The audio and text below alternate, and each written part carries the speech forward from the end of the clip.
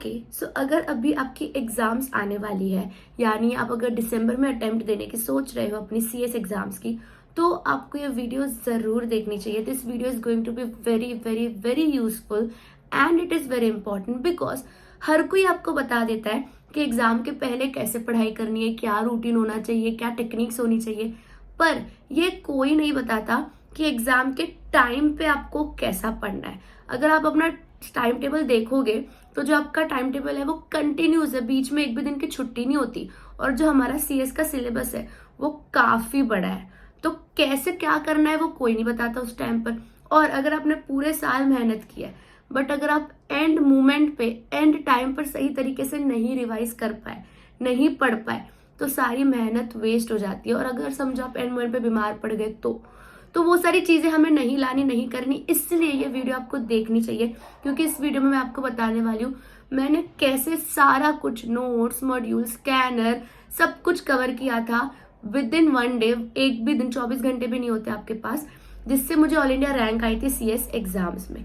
So yes, this video is going to be very helpful. Watch till end. Also December exams के जो बच्चे हैं वो मेरी प्रायोरिटी पर है. सो मैं इस सैटरडे संडे एक स्पेशल लाइव क्लास लेने वाली हूँ which is going to be completely free. मैंने कहा था कि मैं अभी दिसंबर वालों के लिए नहीं लूंगी, but I think it is necessary, क्योंकि अभी आपको 15 मिनट्स एक्स्ट्रा दिए जा रहे हैं क्वेश्चन पेपर रीड करने में, और आपको एक दिन में कैसे सब कुछ रिवाइज करना है वो मैं इस सैटरडे और संडे सुबह 11 बजे आपको बताने वाली हूँ.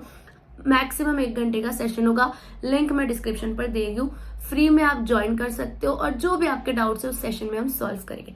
Now coming back to a video. देखो क्या होता है ना, जब आप अपने एग्जाम्स अप्रोच कर रहे हो, तो जब समझो आपका कल एग्जाम है, तो आज के टाइम पर, आज के दिन में आप कैसा परफॉर्म करते हो बहुत मैटर करता है. एंड ऐसा नहीं कि आप आज हार मान गया, ऐसा सोच लिया यार मेरे को तो सब कुछ आता है, बस अब कल एग्जाम देना है. वो एटीट्यूड भी सही नहीं है. और ये एटीट्यूड पढ़ो पढ़ो पढ़ो पढ़ो, टेंशन में रहो, डर में रहो, ये एटीट्यूड भी सही नहीं है.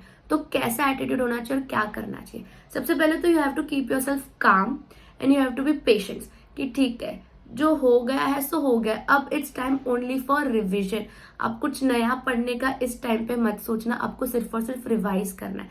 समझो आप एक पेपर दे के आए हो और वो पेपर आपका बिल्कुल भी अच्छा नहीं गया है, दैट डजंट मीन कि आप आपके आगे के पेपर्स का परफॉर्मेंस को सफर करोगे या कॉम्प्रोमाइज करोगे. बिकॉज प्लीज अंडरस्टैंड, सीएस में या सीएससीए में, कोई भी प्रोफेशनल एग्जाम्स में, हर एक पेपर इंडिपेंडेंट होता है. एक पेपर गंदा गया या एक पेपर हार्ड आया, दैट डजंट मीन कि दूसरा पेपर भी हार्ड आएगा. आप अपने एक पेपर हार्ड के चक्कर में दूसरे सारे पेपर्स के मार्क्स मत गवा देना. ये गलती बहुत सारे बच्चों ने मेरे टाइम पे की थी.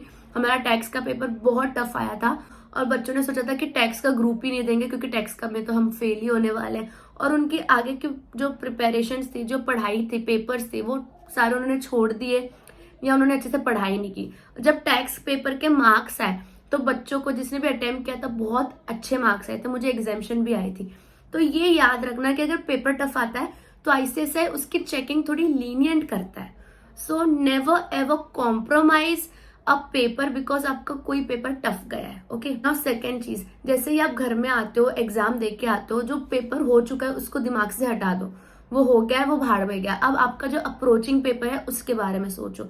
सबसे पहले मैं क्या करती थी मैं आपको बताती हूँ. जैसे ही मैं घर आती थी, मेरा 2 से 5 बजे तक का पेपर होता था, तो मैं आधे घंटे के अंदर मैं घर आ जाती थी. ज्यादा टाइम पास करना ही नहीं है. जैसे मैं घर आती थी, सबसे पहले उस टाइम पे मुझे आदत थी चाय पीने की. आपको जिस चीज की भी आदत हो, आपको नाश्ता करना है आप नाश्ता करो, फ्रेश होना है फ्रेश हो, जो करना है करो. सो मैं चाय पी के मम्मी को बोल देती थी मेरी चाय रेडी रखना इस टाइम पर. चाय पीते पीते मैं मेरा रिवीजन स्टार्ट कर देती थी. 1 सेकेंड का भी टाइम वेस्ट करने का हमारे पास टाइम है ही नहीं. तो चाय पीते पीते मैं सबसे पहले जो करती थी कवर, वो था नोट्स. क्यों? क्योंकि नोट्स से मेरे कॉन्सेप्ट्स क्लियर होते थे. सबसे पहली चीज आपको क्या करनी है, आपके कॉन्सेप्ट्स को रिवाइज करना है. जो भी आपने पढ़ा है उसको क्लियर करना है, तब जाके तो आप लिख पाओगे. तो आपके क्लासेस के नोट्स होंगे, आपके हैंडमेड नोट्स होंगे, जो भी आप कंफर्टेबल हो. अभी से सोच के रखो आपको कौन से एंड मोमेंट पे पढ़ना है. वो सबसे पहले मैं कवर करती थी. ज्यादा से ज्यादा वो मेरा 2 से 3 घंटा लेता था. उससे ज्यादा बिल्कुल भी नहीं जाता था मेरा टाइम. और उस टाइम में जितना हो पाता था मैं उतना ही पढ़ती थी. उसके बाद मैं मेरा डिनर करती थी एंड देन मैं डिसाइड करती थी कि अब मुझे स्कैनर करना है कि मॉड्यूल करना है. जो मेरा मूड करे उस हिसाब से मैं करती थी. अगर मैंने उसके बाद स्कैनर को हाथ लगाया तो मैं सुबह मॉड्यूल करती थी, और अगर मैंने रात को मॉड्यूल कवर किया तो मैं सुबह स्कैनर करती थी। ऐसे मैं अपने आप को बाइफिकेशन दे देती थी। समझो मैंने रात को स्कैनर किया तो हर एक चैप्टर के हर एक क्वेश्चंस मैं बहुत अच्छे से पढ़ लेती थी, रिवाइज करती थी, और स्कैनर सॉल्व करते करते ही मैं मेरी राइटिंग प्रैक्टिस भी करती थी। क्योंकि गाइज आपको अल्टीमेटली एग्जाम में जाके लिखना है, तो एंड मोमेंट पे एक दो क्वेश्चन तो लिखना ही, राइटिंग प्रैक्टिस करना ही बहुत हेल्प आएगी आपको। केस स्टडीज और थियरी बेस्ड इस टाइप का सॉल्व करना, तो मैं स्कैनर सॉल्व करते करते हर एक चैप्टर का कोई एक आंसर लिख देती थी, या एंड में जैसे मेरे सारा स्कैनर पढ़ के हो जाता था तब लिख देती थी। अब मैं रात को थोड़ा लेट तक पढ़ती थी एंड सुबह थोड़ा लेट उठती थी, लाइक 9 बजे तक उठती थी। सुबह मैं मेरा मॉड्यूल कंप्लीट करने का टारगेट रखती थी। ऑब्वियसली पूरा मॉड्यूल कंप्लीट नहीं हो पाता था, बट जितना हो सकता है उतना मैं कोशिश करती थी। इंपॉर्टेंट चैप्टर्स पहले कर लेती थी, उसके बाद जो लीस्ट इंपॉर्टेंट है उसको मैं एकदम एंड तक रखती थी।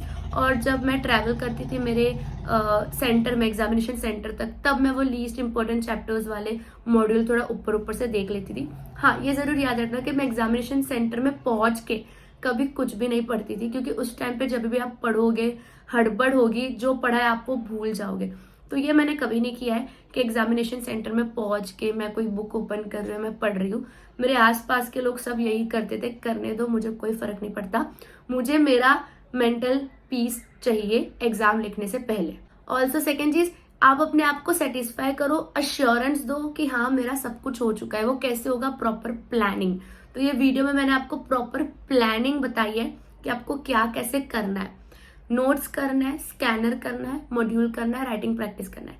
ये चारों चीज पॉसिबल है अगर आप अभी से प्लान करते हो कि कैसे क्या कब करोगे। मैंने एक और आपको चीज बताई है कि हर एक क्वेश्चन पेपर इंडिपेंडेंट होता है, तो चाहे आपका कोई भी पेपर खराब जाए, आगे के पेपर्स गलती से भी मत छोड़ना। आगे के पेपर्स में जोरों शोरों से मेहनत आपको करनी ही है। So yes friends, that's it. I hope exam के पहले आपको ये वीडियो काम आई हो और आप इसमें से कुछ सीखे हो, और इसको इन डिटेल हम डिस्कस करेंगे मेरे लाइव सेशन पर। लिंक डिस्क्रिप्शन पर है, आप ज्वाइन कर लेना। हम सैटरडे संडे जरूर मिलेंगे, एंड तब तक के लिए हम दूसरे वीडियो में मिलते हैं। Bye, best of luck.